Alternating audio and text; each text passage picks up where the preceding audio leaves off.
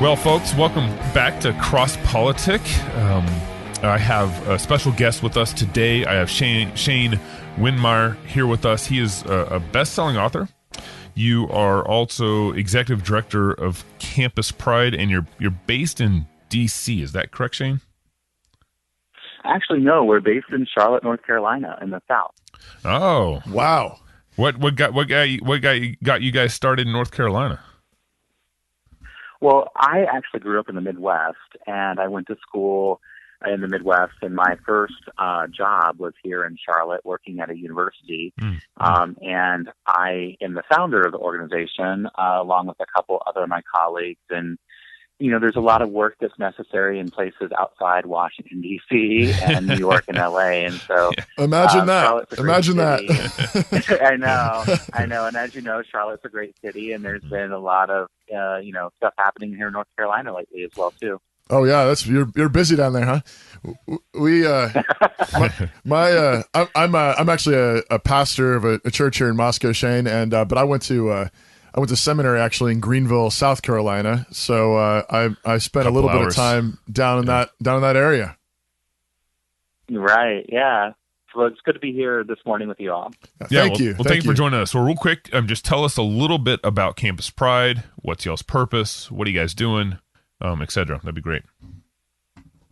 Sure. Campus Pride, started in 2001 as an online clearinghouse for lesbian, gay, bisexual, transgender young people on their campuses to help form student groups and to help them, be able to create safer, more inclusive communities. And in 2006, 2007, we became a full-fledged 501c3 nonprofit, which, is obviously a tax code sort of thing. Right. But it also changed our organization into a service organization. And we started our leadership camp, which is a 5-day, 5-night social justice leadership camp. We have a program in bias and hate crime prevention that looks at, race, sexual orientation, faith, gender identity, a variety of issues of bias and prejudice. We have a benchmarking tool that helps campuses become more, inclusive with their policy, program, and practices called the Campus Pride Index. Mm-hmm. So we do a lot of different work on campuses, roughly about 1,400 colleges across the country. And about 60% of our work is actually based in the South. So we try to do a lot of work in areas that really, need more visibility and, more dialogue. Yeah. Now, how I became aware of you guys was kind of through your university shame list. And why do you guys produce a shame list? What's it about? What are you trying to accomplish with this? And maybe just tell our listeners, define what the university shame list is also as part of this.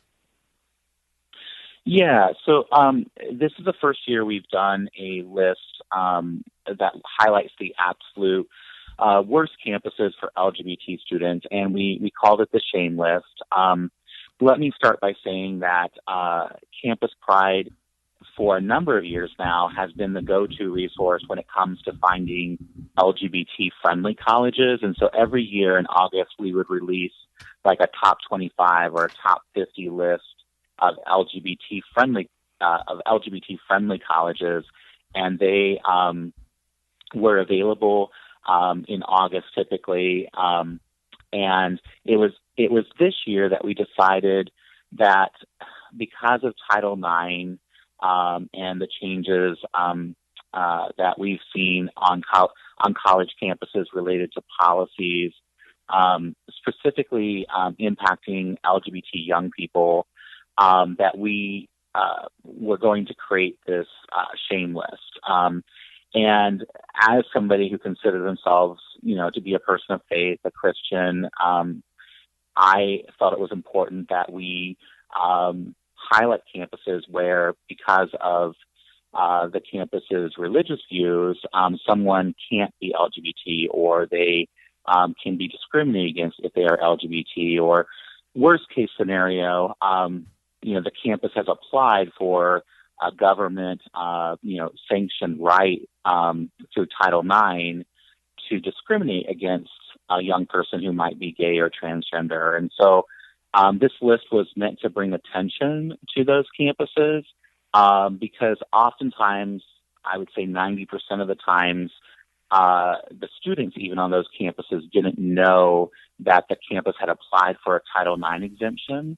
It was oftentimes done kind of by letter to the Department of Education. And so that was our goal, was to just bring attention to the fact that there are campuses that are religiously identified that do openly discriminate against a young person who is LGBT. And so that was released in August of this year, the week after we did our top 25 LGBT friendly list. So when you identify yourself as a Christian, and when we use the word shame, we're referencing something that might have some kind of universal application to everyone's understanding of what shame is. Would you agree? Would you agree with that? Well, I do, and I think language has shared meaning, right? So everyone bases their definition of words based on their shared experience with those words. So it's not fair with any word to say, well, the dictionary says this. We all have our lived experience around certain words. And I, as a young person who grew up coming to terms, coming out with being gay, felt a large degree of shame from my religion. At the time, the folks who, I surrounded myself with, that was a huge part of my own negative harm and feeling about myself. So, that language we did choose very intentionally. Right. Well, I guess I wouldn't, part of what I'm getting at here is if shame has some universal meaning to everyone, I agree with you that there's some context that will come into play based on conversation between me and you, or me and my brother, whatever, me and my wife. But that also means that there's some positive aspects of shame, right? If someone has done something bad, like murder, and they feel shame about that, we want them to experience that, right? Because that was not good, and then their remorse is healthy for our society. Would you agree with that? Yeah, I think the most central point is that the shame list was meant to highlight the absolute worst campuses from our perspective, right? So you have a different perspective, and we all have different perspectives. So I think you are right in that saying, from some people who use the term Christians, because I think one of the things we're finding in our society today is that there are people who are just as Christian as you, or just as Christian as me, who have different viewpoints on things. And, they base it in their, in their biblical way of looking at the Bible and, looking at what Jesus said, looking at the New Testament, and saying, being gay is not a sin. And that really strikes in the face of other people who are Christian who say something different. And so that's my goal, is to, have a society where we can be Christians and have different viewpoints, and that one aspect of Christianity isn't necessarily spoken to more than in the other. Shane, I wonder if you could speak to this a little bit more. What's the way forward? I mean, in your perspective, obviously, so I mean, I'll just put my cards on the table. I mean, I would fall into that camp, like you say. I do believe that the Bible teaches that homosexuality is sinful. However, I don't at all think that means that we should treat homosexuals violently or coercively or anything like that. A homosexual person bears the image of God. And I'm required by Jesus to honor and respect that, despite the fact that I do think that the decisions and choices and lifestyle they're living is not according to God's word. So I think that the law should protect homosexual persons. I believe that that anything done to harm them or to treat them unfairly, unjustly, I'd be fully in favor of those kinds of protections. But I guess part of what I'm sensing in our culture, though, is that I believe in freedom of speech too, and so I believe that it's great to have. I think you're fully within your rights to put out a list of colleges that you think are doing a horrible job, and just like I might be free to do the same thing on my end and put out a list of colleges that I think are doing a horrible job, and and obviously they might be different reasons and because I guess it's in the same way that I think Nike can say they're the best shoes and Reebok suck, or Gatorade is awesome and Powerade sucks, or whatever. I think there's a certain kind of freedom that people ought to have to say what they think and let people choose for themselves. I guess the thing that I wonder about, though, is using the government to sort of coerce people into agreeing with us. Is that legitimate? Because it sometimes feels like that's the direction people are going, saying, if you don't agree with me, I'm going to get the government, to come and, fine you a lot of money or take money away, put a gun to your head, metaphorically speaking at this point, but just, sort of like there's going to be consequences if you don't agree with me. Is that the way forward, do you think? Well, I think, first of all, recognizing I came on your show today because I believe dialogue is the way forward, right? I think conversation, I think relationships with people, right? And thank you for people that. Who don't necessarily always, people who don't always agree with you. Like, I can be a friend. I don't know if you've read my history and my background, but I can be a friend to someone who has opposing viewpoints without being opposing people, right? right. I can listen. I can be there. Some people in our society would say that is, coalescing, that is sitting down and giving in. I'm like, no, it's about having people who challenge you, who make you think differently, who give you, different viewpoints. The way I build relationships are ones that are with people who are different from me. I mean, I don't want to have everyone who's the same. So I'm not answering your question specifically, but I'll get to it. But I just want to make sure you knew that was my personal, calling is really relationships and building love and humanity and respecting everyone's dignity and human worth. And if you have a different religious viewpoint perspective that you biblically justify, that's you, and you can do that. At the end of the day, our organization, what I try to think about are young people, and there's been a lot of harm on the backs of religion. We can call it bigotry, bias, however we want to call it, but on the backs of religion toward transgender, gay, young people. And some people would say, well, that's not the campus, isn't doing that harm. Well, the policies are, the environment is. And so it's good to hear that you personally, in your viewpoint, don't feel that gay people should be discriminated against, or I don't want to put it into my words, but there should be a certain level where they shouldn't be harmed, right? Yeah, absolutely. That hasn't always been the case. That hasn't always been the case from Christian denominations, and looking at, gay people, who have, there's been a lot of organizations that you probably know about who have sanctioned government discrimination, who have called for the killing of gay people in foreign countries. And so it's hard sometimes, right? Sure, that's why sure. I think our conversation is important, because I get to know you as a person.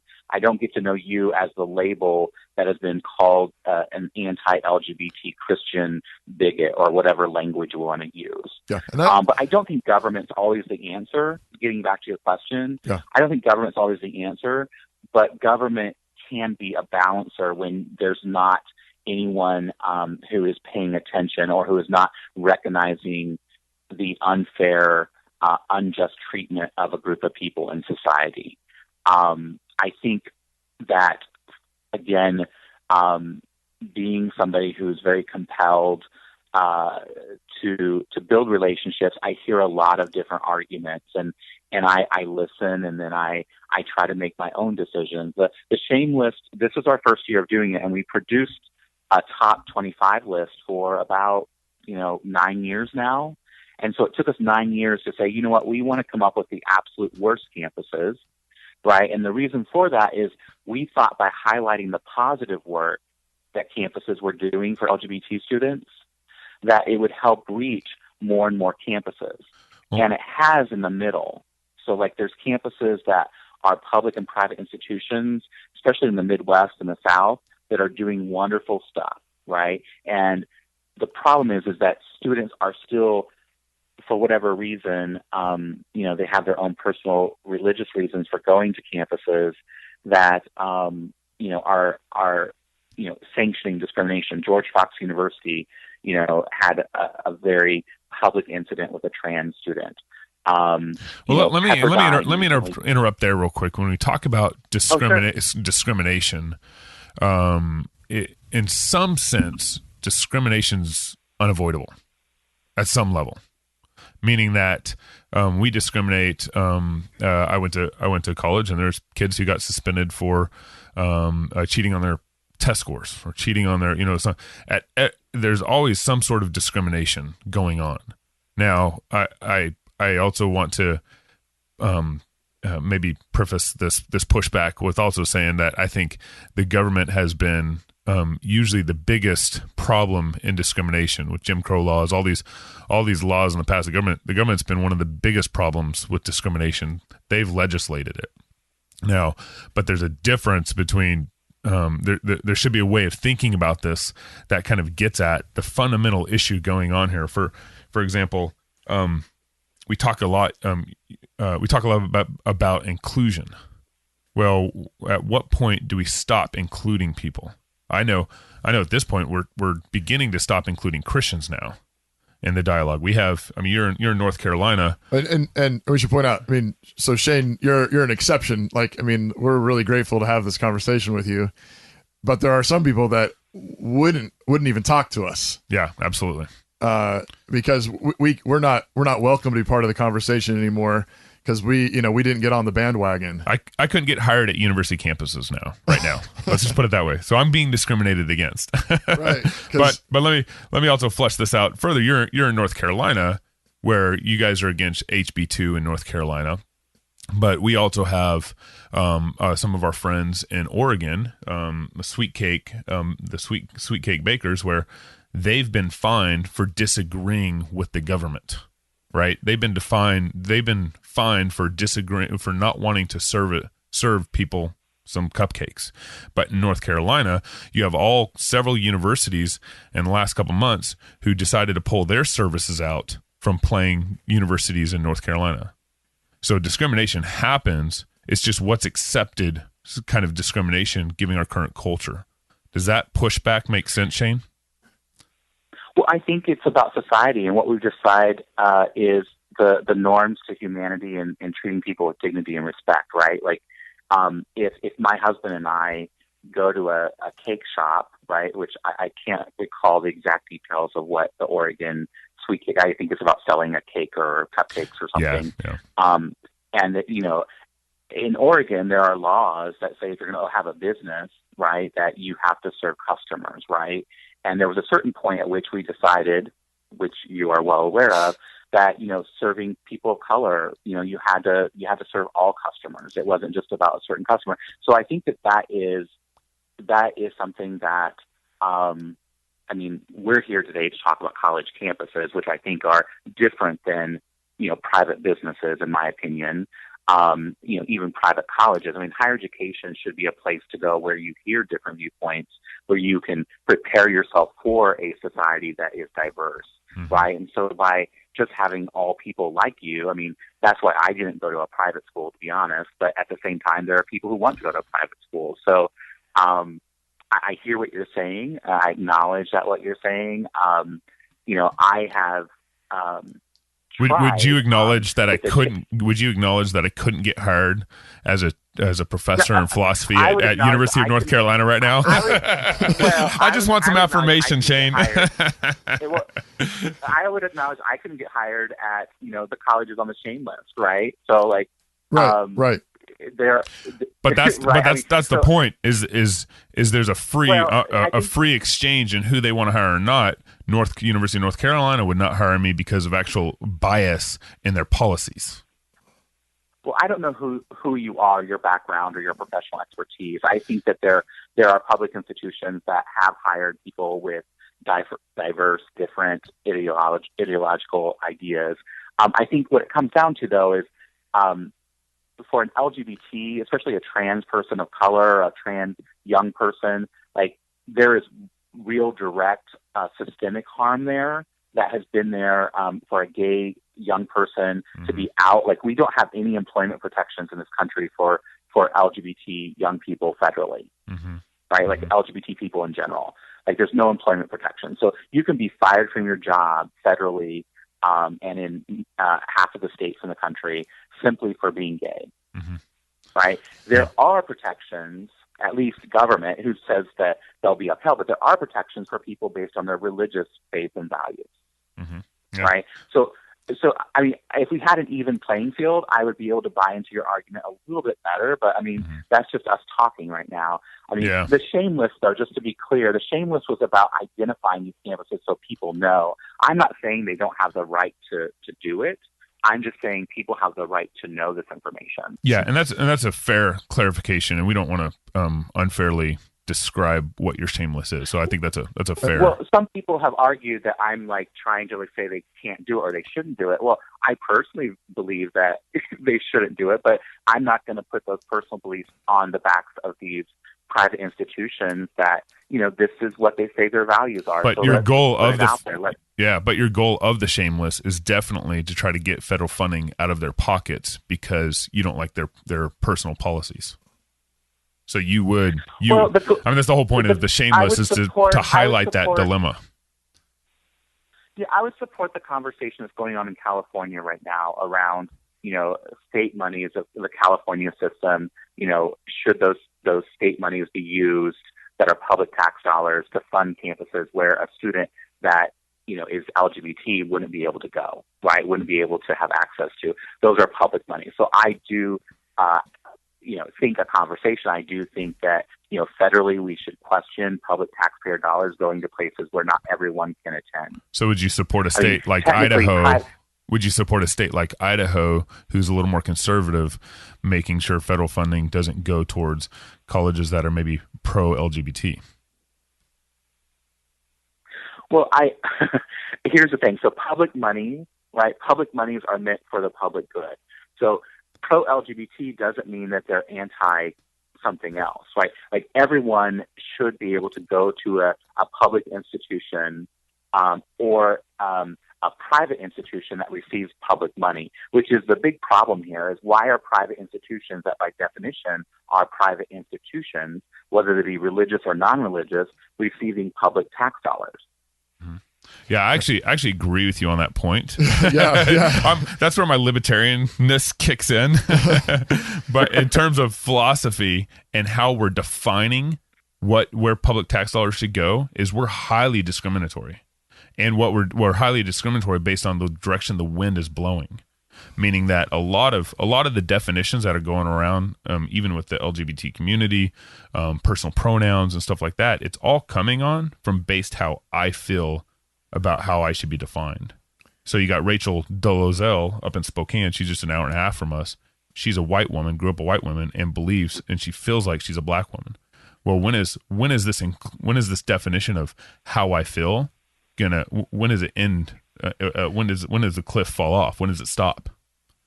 And then I think actually this goes back, Shane, your point about there were actually two things that I want to follow up on. One is your point about universities should be places where you actually run into the real world, where there's a real exchange of different ideas.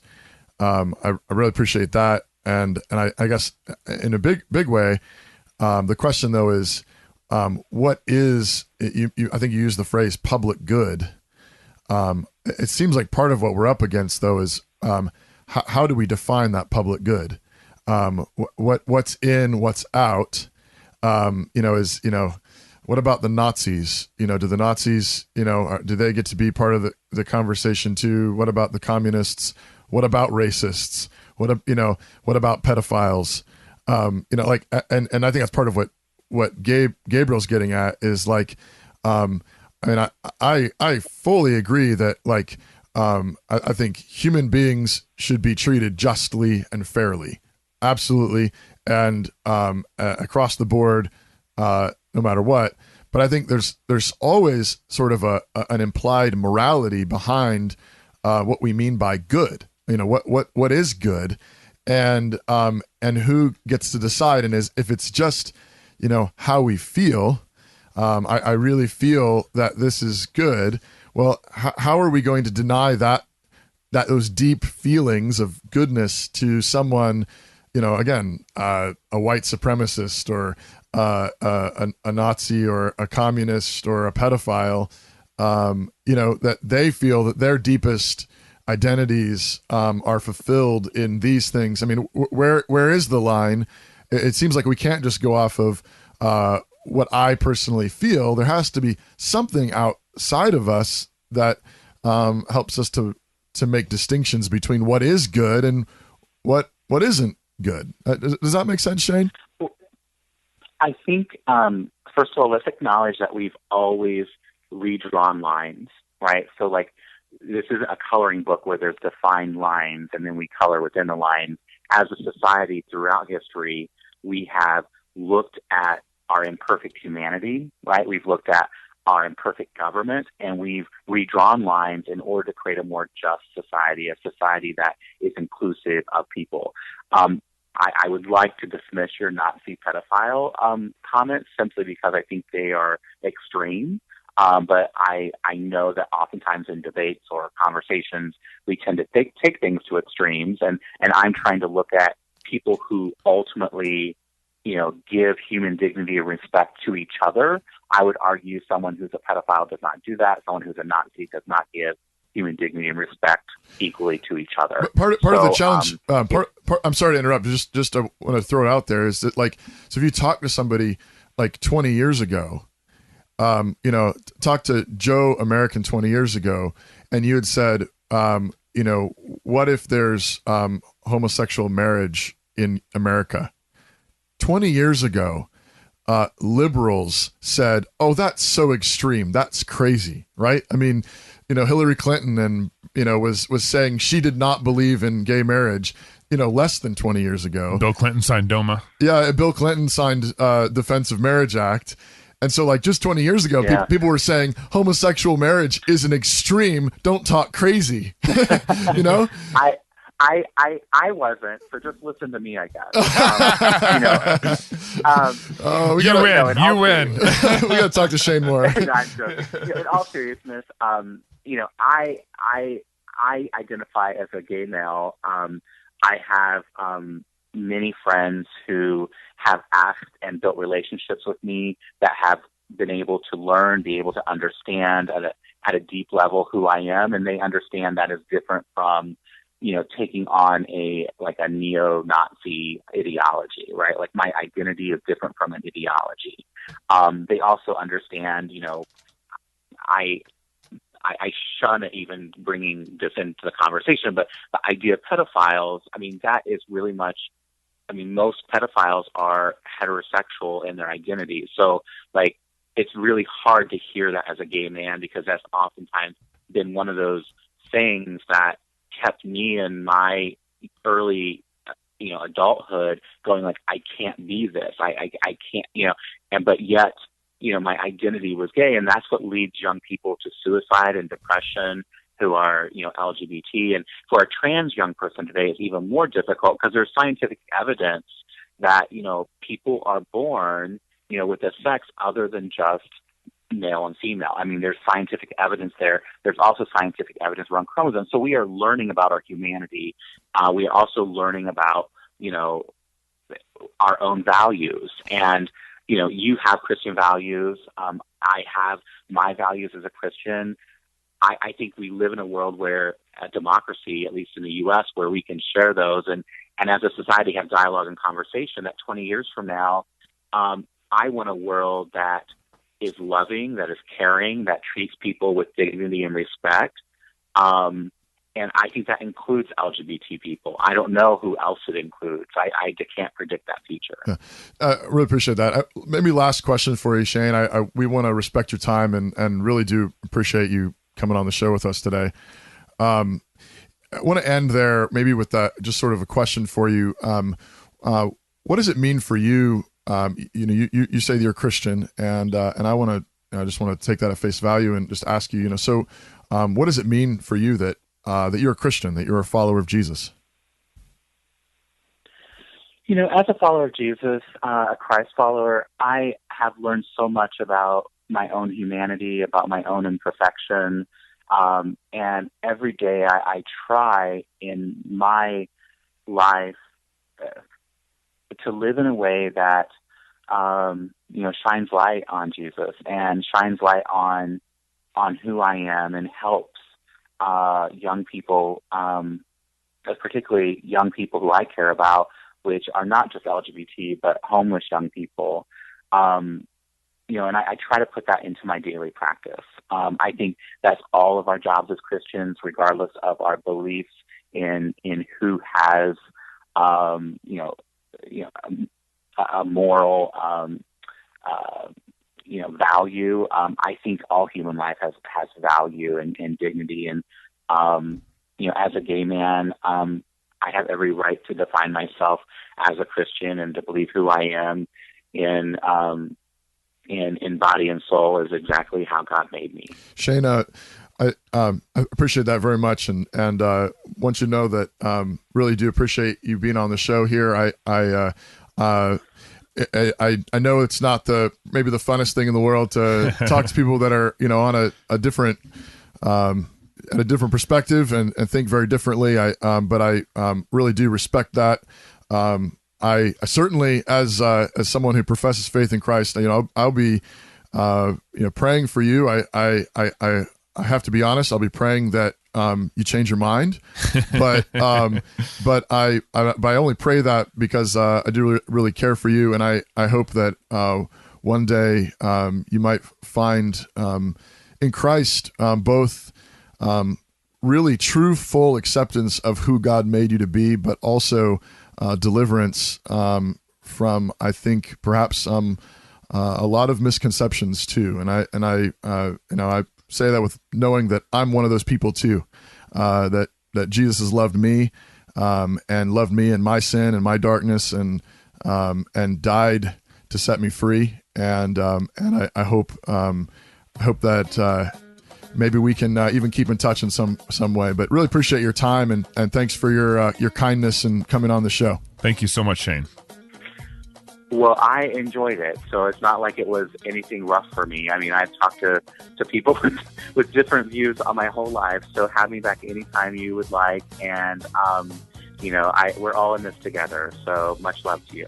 Hey, thank you so much, folks. You can find more information on their website at campuspride.org. Shane, again, Executive Director of Campus Pride, thank you for joining us. Have a good day.